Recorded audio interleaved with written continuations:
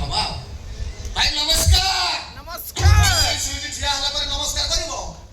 ଆଗେ ଘରଟା ନଜର ପଡିଗଲା ତ ଭଲ ଘରଟା ଟିକେ ଦେଖୁ ଦେଖୁ ରହିଗଲି। ଆଗେ ଘର ଦେଖିବ ତାପରେ ଫଟୋ ଦେଖିବ, ଫଟୋ ଦେଖିଲା ପରେ ନଜର କରିବ। ଆଚ୍ଛା ଛାଡ଼, ତମ ନାଁଟା ତାହେଲେ ମାଝିଆ।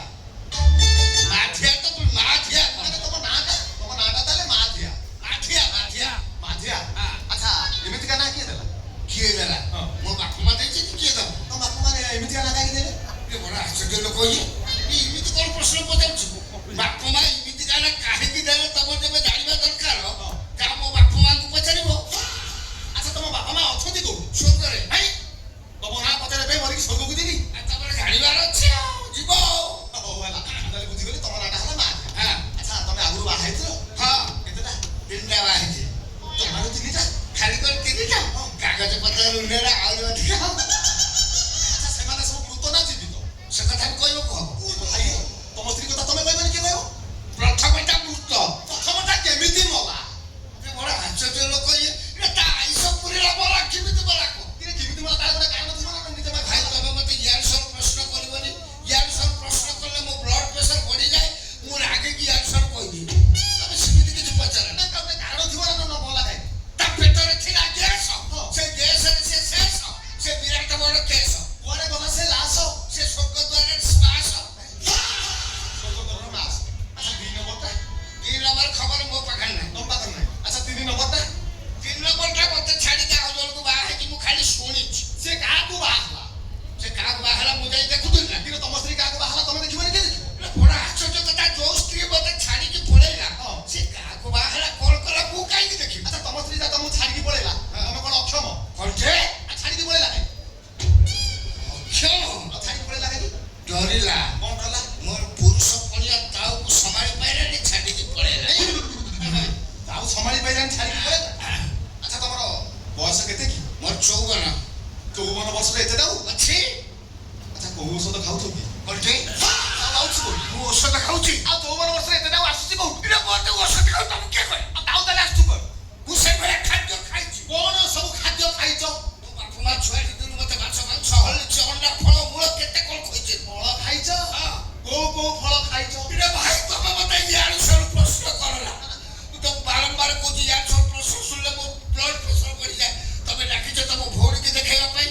ତମ ଭଉଣୀକି ଡାକ, ମୁଁ ଦେଖିବି ପଳେଇ। ଆଉ ବ୍ୟସ୍ତ ହବାର କିଛି ନାହିଁ, ମୋ ଭଉଣୀ ଏଠିକି ଆସିବ, ମୋ ଭଉଣୀ ତମର ଦେଖିବ, ତାପରେ ତମେ ଯାଇ ମୋ ଭଉଣୀର ଦେଖିବ, ତାପରେ ବାହାଘର କଥା ଆଲୋଚନା କରିବା ନା। ଆଉ ତାପରେ ତମେ ତ କାଇଁ ମତେ ଟିକେ ବସିବା ପାଇଁ କହୁନ? କାଇଁ ତମେ ଠିଆ ହେଲେ ତମର ଅସୁବିଧା କଣ ହଉଛି? ମୁଁ ବଡ ପାତ୍ର ହେଇକି ଆସିଛି, ଠିଆ ହେଇକି କଥା ହେବ। ଠିଆ ହେଲେ ଅସୁବିଧା କଣ ହଉଛି? ଠିଆ ହେଲେ ମୋ ଗୋଡ ବି ଯାଏ। ତମ ଗୋଡ ବିନ୍ଧୁଛି? ତମ ଗୋଡ ବିନ୍ଧୁଛି ମାନେ ତମକୁ ଡାଇବେଟିସ୍ ଅଛି? ଆଚ୍ଛା ଡାଇବେଟିସ୍ ଖାଇବା ଆଗକୁ କେତେ ରହୁଛି, ଖାଇସାରିବା ପରେ କେତେ ରହୁଛି? ଡାଇବେଟିସ୍ ଅଛି ବୋଲି ତମକୁ କିଏ କହେ? ଆଚ୍ଛା ଏ ଯୋଉ ଗୋଡ ବିନ୍ଧୁଛି, ଜମା ବିନ୍ଧୁଛି ନା ପେଟା ବିନ୍ଧୁଛି? ଡାଇବେଟିସ୍ ନାହିଁ। ବିନ୍ଧୁଛି କାଇଁ? ମୋ ଦେହରେ ଥଣ୍ଡା। ତମ ଦେହରେ ଥଣ୍ଡା ଅଛି? ଥଣ୍ଡା ଅଛି ମାନେ ତମକୁ ଇସନଫୁଲିଆ ଅଛି? ଆଚ୍ଛା ଇସନଫୁଲିଆ କେତେ ପରସେଣ୍ଟ ରହୁଛି? ଭାଇ ତମେ ମତେ ଇଆଡୁ ସିଆଡୁ ପ୍ରଚାର ନା। ତମ ଭଉଣୀକି ଡାକିବ ନା ମୁଁ ପଳେଇ? ନା ବ୍ୟସ୍ତ ହବାର କିଛି ନାହିଁ। ଏଇ ଦେଖ ମୋ ଭଉଣୀ ଆସିଗଲାଣି। ଆରେ ଗାର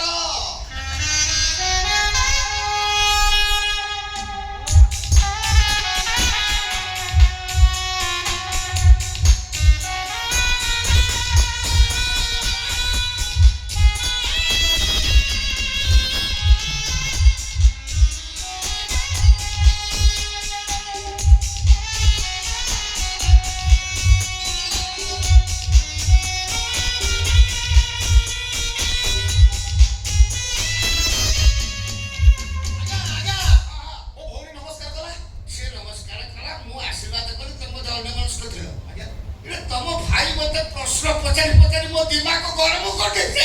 ଭାଇ ଇଏ କଣ? ଇଏ କଣ? ଇଏ କଣ? ହଁ ଇଏ କଣ? ଇଏ କଣ କହୁଲା?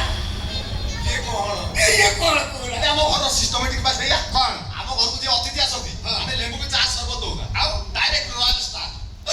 ଇଏ କଣ ଲଲ୍ଲା ଆମେରିକା? ମେନ୍ କଥା କଣ କି ଆମ ପୂର୍ବପୁରୁଷମାନେ ସବୁ ମହାକାଶରୁ ଆସିଲେ ତ। ଆଚ୍ଛା। ତେଣୁକରି ଆମ ଘରକୁ ଯିଏ ଅତିଥି ଆସିଲେ ଲେମ୍ବୁକୁ ଚା ସର୍ବତ ଦବୁନୁ, ବିନା ପାଣିରେ ରୟାଲ ଷ୍ଟାର ଦିଅ। ଆସୁ।